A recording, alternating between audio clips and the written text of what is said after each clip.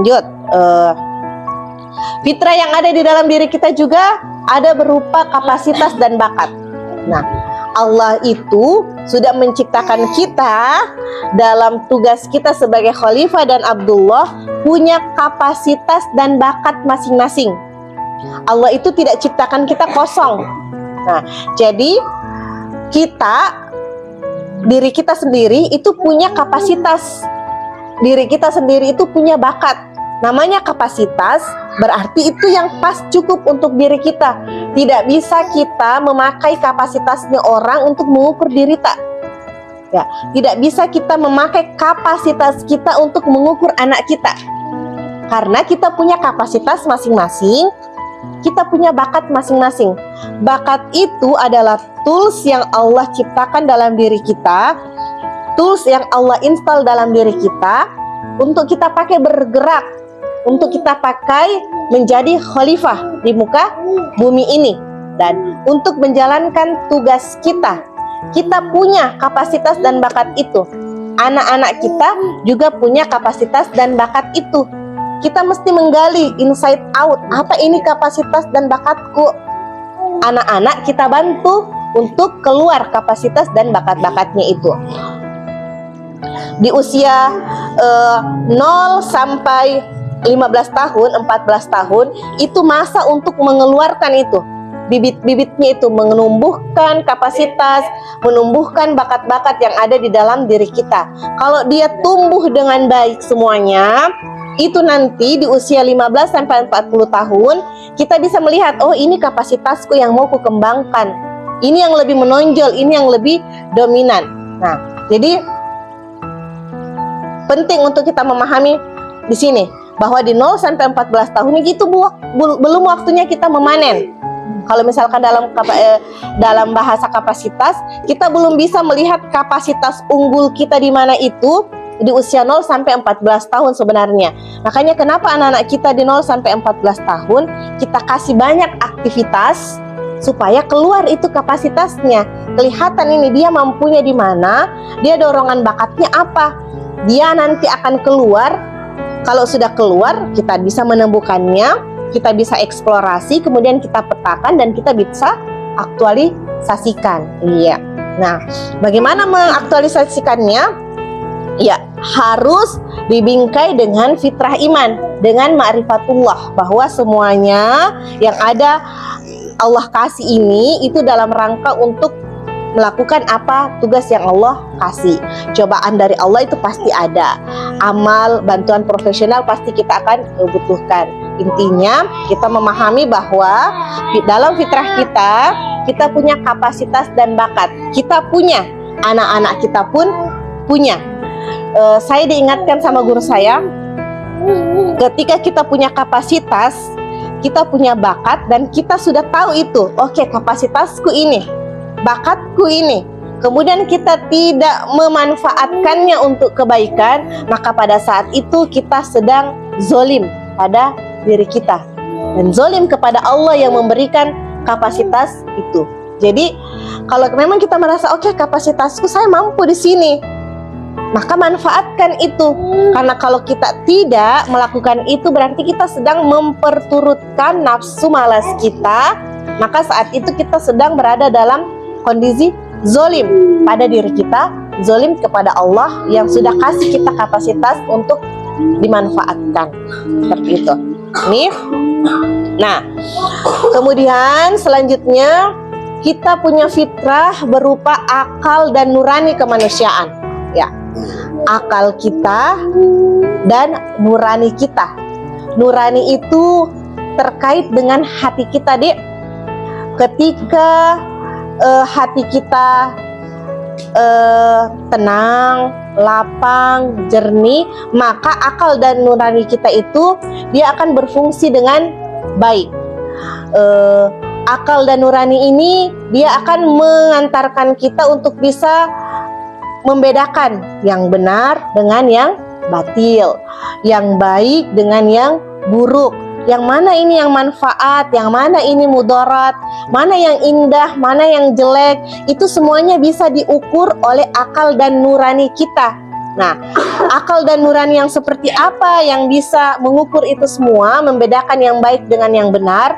Akal dan nurani yang hatinya hidup. Karena sebenarnya yang berpikir itu bukan otak kita. Sebenarnya kalau di dalam Islam itu sebenarnya kalau kita mengkaji tentang psikologi Islam itu yang berpikir itu sebenarnya pusatnya bukan di otak. Otak itu hanya tools, tapi sebenarnya yang berpikir itu pusat dari segala pikiran kita, pusat dari segala perasaan kita itu adanya di hati. Seperti hadis yang Rasulullah sampaikan, di dalam tubuh kita ada segumpal darah yang jika dia baik maka baik keseluruhan, jika dia buruk maka buruk keseluruhan, dan itu adalah hati kita, jantung hati sebenarnya, jantung dan hati kita, bukan hati dalam makna yang hati kita yang cuma yang merah itu tapi sebenarnya jantung hati. Kalau dalam tafsirannya katanya seperti itu, hati yang dimaksud itu baku nyambung itu jantung dan hati kita dalam artian fisik dan dalam artian sebagai sesuatu hal yang melekat di dalam ruh kita, jantung hati kita. Nah, kalau dia baik maka baik keseluruhan, maka bukan otak saja sebenarnya yang berfungsi, tidak. Nanti otak kita bisa berfungsi dengan baik maka berfungsi juga yang lainnya, tidak. Tapi otak itu diperintahnya oleh hati kita. Jadi mendidik akal nurani itu penting. Menjaga hati dan nurani kita untuk tetap berada dalam koridornya Allah itu penting. Karena itu yang akan memandu kita, memandu fisik kita, memandu akal kita, memandu pikiran kita, memandu otak kita untuk bisa membedakan yang benar dan yang salah, yang baik dengan yang buruk, yang manfaat dengan yang mudarat, yang indah dan jelek yang mana. Nah, kalau kita kaitkan dengan fasenya anak-anak kita sekarang, yang kita hadapi saja sekarang ini, teknologi dengan begitu canggihnya, canggih sekali sekarang. Apa sekarang yang tidak bisa? Kita berada di sini, kita bisa melihat belahan dunia yang lainnya. Itu saat ini, bayangkan apa yang terjadi dengan anak-anak kita 10 tahun kemudian, 20 tahun kemudian, 30 tahun kemudian, itu akan lebih canggih dari saat ini. Bahkan otaknya manusia itu akan kalah dengan robot. Tapi kita punya kapasitas yang itu tidak bisa tergantikan oleh robot canggih manapun. Apa itu? Akal nurani. Jadi kalau akal dan nurani kita masih berfungsi, kemanusiaan kita masih ada. Kalau akal dan nurani kita sudah tidak berfungsi, maka sisi kemanusiaan kita itu sudah tidak bisa lagi dikatakan sebagai manusia. Kalau akal dan nuraninya manusia itu tidak berfungsi, bahkan dia bisa menjadi bejat, lebih bejat daripada binatang. Kalau akal dan nuraninya sudah tidak berfungsi, maka penting untuk mendidik akal dan nurani kita, menumbuhkan, menjaga akal dan nurani kita. Nah, di sisi Allah, akal dan nurani itu tempat masuknya hidayah dan ilham di dalam diri kita. Kan ada di hadisnya itu yang mengatakan kalau kita misalkan mau memutuskan sesuatu, minta fatwa pada hati. Nah, hati yang seperti apa yang bisa dimintai fatwa? Hati yang sehat, hati yang akal nuraninya itu sehat. Maka kita butuh untuk selalu menjaga hati nurani kita.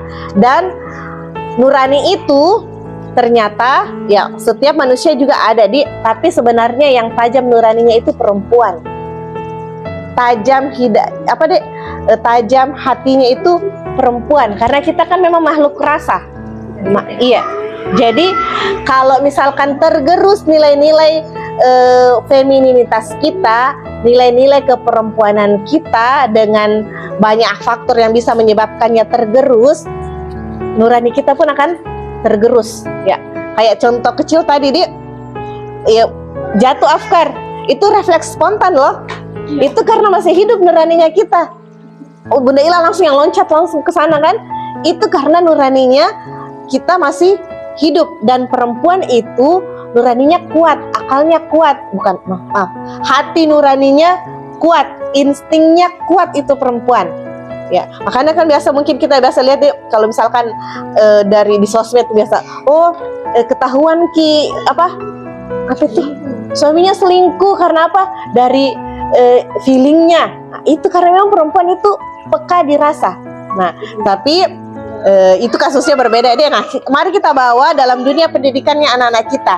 Nah, rasa kita, nurani kita itu bisa menjadi modal dasar kita dalam mendidik anak kita. Karena kita bisa membedakan, oh ini benar, ini salah, ini dan seterusnya. Nah, akal dan nurani kita itu dia seperti peta. Dia menjadi peta, dia menjadi kompas alaminya kita, dia menjadi pemandu dari dalam diri kita. Kalau pemandu di luar diri kita kan ada Al-Qur'an, ada Al-Quran. Tapi Al-Quran ketika dibaca oleh orang yang hati nuraninya mati, dia tidak bisa mendapatkan petunjuk. Jadi kayak baca buku biasa aja. Tapi kalau hati dan nuraninya hidup, itu yang dimaksud oleh Allah. Ketika kita mendengarkan ayat-ayat Al-Quran, hati kita menjadi bergetar.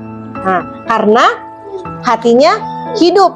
Nah, kalau dia hatinya tidak hidup, dia tidak bisa mendapatkan hikmah dari semua itu. Kalau hati nuraninya itu hidup, maka dia menjadi peta, menjadi kompas alami, pemandu kita dalam hidup kita.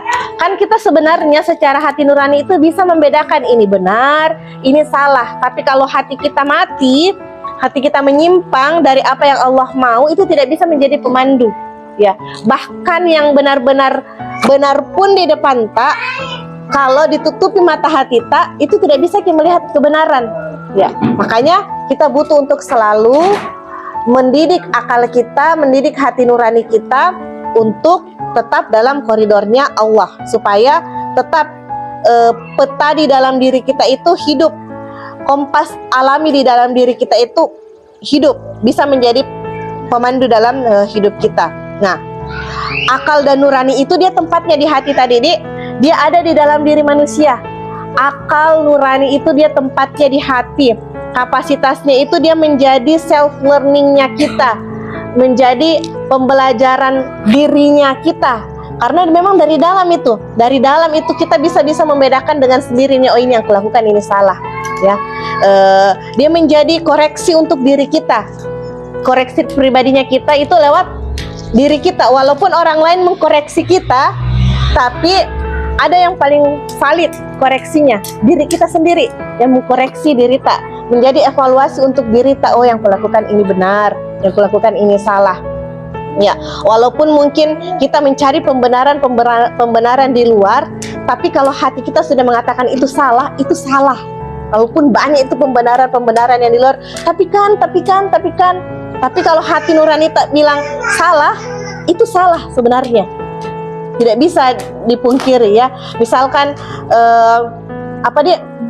kalau saat ini kayak gini orang-orang mengatakan jilbab itu budaya Arab segala macam. Tapi kalau hati nurani kita yang berbicara, kita akan mengatakan oke, itu perintah yang betul Allah kasih untuk saya, untuk melindungi saya. Hati kita akan bicara itu. Walaupun kita akan mencari pembenaran. Contoh kecilnya, kalau kita sebagai seorang ibu sudah marah sama anak tak, sudah marah ceritanya ini, hati kita itu mengatakan oh salah yang kulakukan, tapi mulut kita masih bisa mencari pembenaran. Karena ini kan begini Ki, karena siapa suruh begini. Kita bisa mencari banyak pembenaran lewat lisan kita, tapi yang paling tulus mengoreksi diri kita itu adalah hati nurani kita. Kita yang akan tahu tentang seberapa benar atau salahnya perbuatan yang kita lakukan. Maka penting untuk selalu mendidik hati, penting untuk selalu mendidik nurani kita. Dan saya mengakui pribadi pun, saya pribadi merasa banyak tergerus di sisi ini. Apalagi kapasitas kita sebagai perempuan, sebagai seorang ibu itu banyak tergerus di sini. Kenapa? Karena ternyata fitrah-fitrah kita sebagai seorang perempuan, sebagai seorang ibu itu banyak yang menyimpang akibat dari proses kehidupan yang sudah kita alami. Maka kita butuh untuk kembali melakukan ini. Banyak caranya untuk mendidik hati nurani kita ini. Untuk dia menjadi lebih peka, menjadi lebih sensitif, itu butuh untuk kita selalu mendidiknya. Kenapa kita butuh untuk selalu mendidik akal dan nurani kita? Karena pendidikan utama yang akan kita berikan kepada anak kita itu adalah ini, mendidik akal dan nuraninya. Kalau Kalau misalkan akal dan nuraninya tidak hidup, secerdas apapun otaknya itu dia tidak akan ada artinya. Dia tidak bisa memberikan kebermanfaatan yang luas. Kita bisa melihat begitu banyak orang cerdas saat ini, tapi kecerdasannya itu dia dia arahkan kepada hal-hal yang tidak bermanfaat. Jadi butuh untuk selalu mendidik akal nurani kita, tidak sekedar mendidik otak kita saja, kayak gitu. Nah dari sini sementara kita mendidik anak-anak kita akan kembali parenting kepada diri kita, mendidik kembali diri kita di sisi mana yang tergerus, di sisi mana yang menyimpang, dan kita berusaha untuk kembali menumbuhkan fitrah-fitrah kita. Kalau di dalam yang tadi saya sampaikan secara garis besar itu ada 3 ya, bahwa kita punya kodrat sebagai manusia dengan segala sisi kemanusiaannya, kita punya naluri sebagai seorang manusia, kita punya potensi kemanusiaan, kita punya akal dan nurani, dan dalam fitrah based education itulah yang dibagi menjadi 8 aspek fitrah sebagai frameworknya. Ya, kalau ini tadi kan teorinya landasannya oleh Ustadz Hari Santosa, itu disusun lewat penelitian, lewat kajian yang mendalam, kemudian disusunlah menjadi 8 aspek fitrah supaya kita lebih jelas ini, yang mana ini yang mau saya ukur, yang mana yang mau saya tumbuhkan, yang mana yang salah, yang mana yang menyimpang. Ya, sebenarnya fitrah itu cuma 1, ya. 8 itu adalah aspek-aspeknya supaya kita bisa melihat ini sisi-sisinya dari mana. Bukan 8 jenis fitrah, tapi 8 aspek fitrah. Fitrah itu 1, dan dari 8 aspek fitrah itu yang menjadi aspek utamanya adalah fitrah keimanan. Kan ada fitrah keimanan, fitrah individualitas dan sosiabilitas, fitrah belajar dan bernalar, fitrah bahasa dan estetika, fitrah jasmani, fitrah perkembangan, satu lagi fitrah seksualitas. 7 8 satu lagi apa ya? Lupa ya? Ketuhanan, keimanan, individualitas, sosiabilitas, belajar dan bakat, fitrah bakat dan kepemimpinan. Jadi ada 8, tapi core-nya itu ada di fitrah keimanan. Fitrah keimanan itu core-nya ada di mana? Di hati nurani, di iman kita. Maka butuh untuk selalu mengupgrade diri kita. Untuk fokus kita itu adalah iman, ya. Karena iman yang akan menggerakkan semuanya. Semua proses yang kita lakukan itu dalam rangka mendidik diri kita, dalam rangka mendidik iman kita, sehingga dalam proses kehidupan kita tujuan kita cuma 1, mencari ridho Allah, kemudian kita berbakti kepada kedua orang tua dan keluarga, menghargai dan mengembangkan diri kita, kemudian kita berakhlak mulia dan berguna bagi masyarakat, dan mensyukuri dan menjaga kelestarian alam dalam rangka menjalankan peran kita sebagai khalifah. 5 ini yang akan kita jalankan dalam kehidupan kita sesuai dengan kapasitas kita masing-masing. Oke, mungkin itu dulu untuk terkait dengan fitrah kita.